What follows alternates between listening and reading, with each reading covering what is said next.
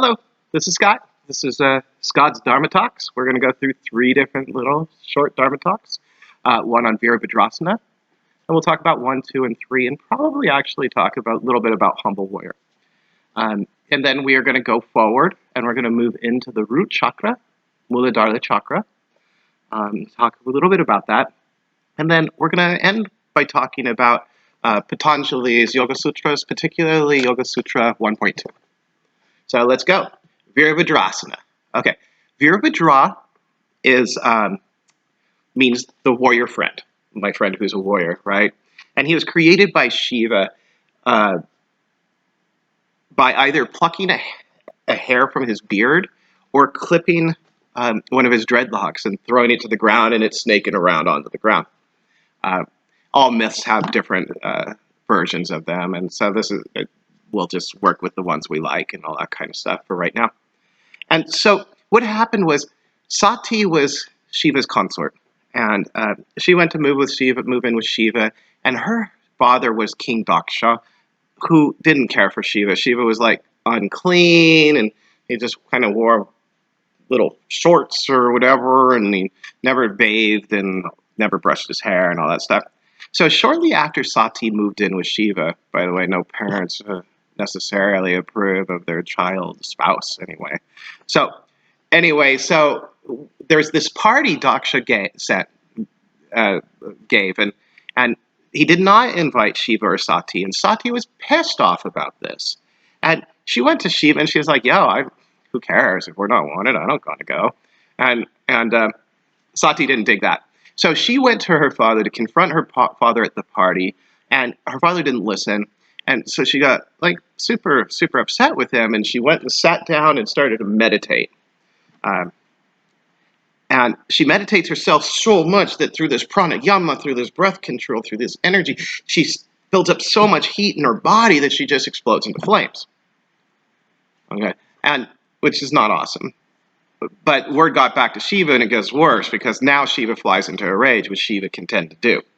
And he creates this warrior either from the beard hair or from his dreadlock.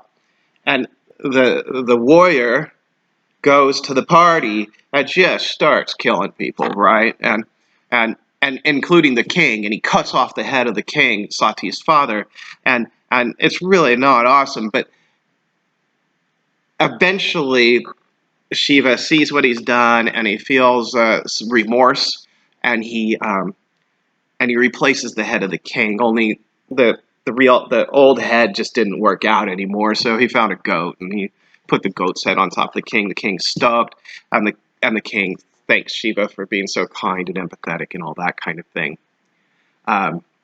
So when we practice our Virabhadrasana 1, 2, and 3, right, we're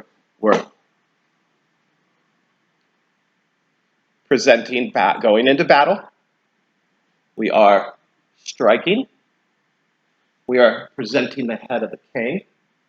And then if we do practice Humble Warrior, maybe we see that sense of remorse, right? And we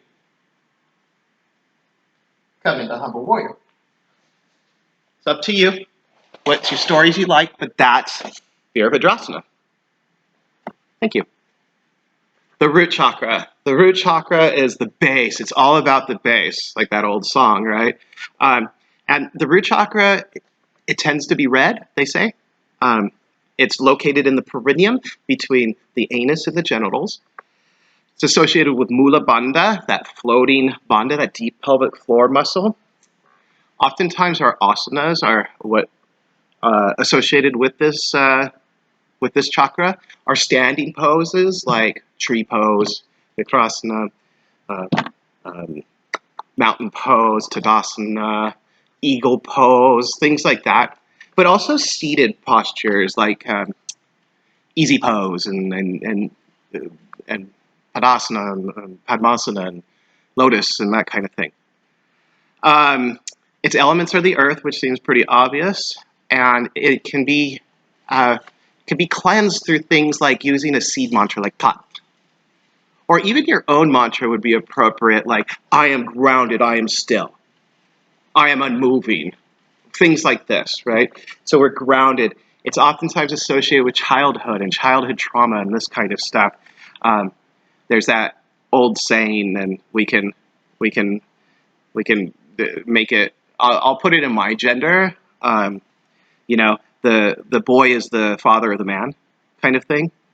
So when we go back to it, right? When we go back to our childhood, that's the base, right? And as you grow, as you experience and all that kind of stuff, you're just building upon the base. But if you had an unstable childhood, it may be very difficult. You may have blockages here.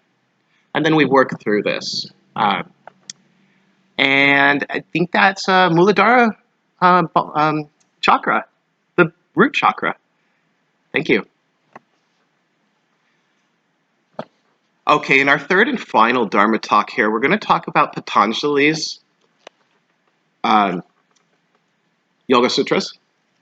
As a whole, it's this scientific process of going step-by-step analysis on how to do a thing. So the first sutra, 1.1, it basically says, "Thus begins the study of yoga." Or I just recently heard a new interpretation of that saying, "Yoga is everywhere at all times." But that's it. Okay, no instructions there. 1.2, we get the base of what we're doing. Again, the base. And what we're doing is yoga is citta vittri nirodha. Yoga is the cessation of the fluctuations of the mind. And the metaphor I use for this is the mind is like a dog walking beside you. Okay?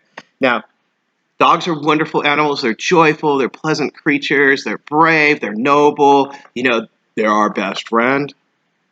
But bump. Anyway, but if you don't train that dog, they can be miserable to be around. They're running around. They're chasing cats. They're pooping on people's lawns. They're doing all sorts of things, and they're just like going from here to here, dragging you by that leash and all that kind of stuff.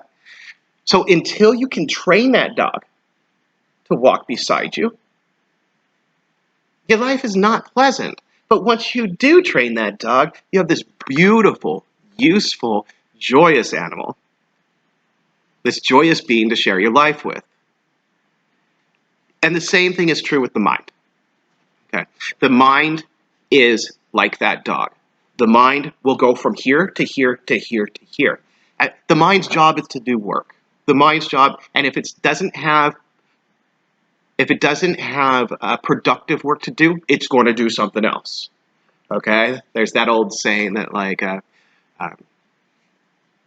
what is it? Empty hands, cause the most destruction, or something like that.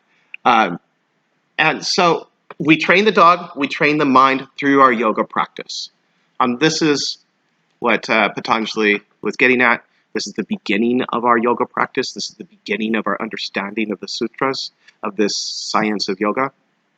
Yoga is citta vittri nirodha. Yoga is the cessation of the fluctuations of the mind. Okay, thank you so much. Have the most pleasant of days. Namaste.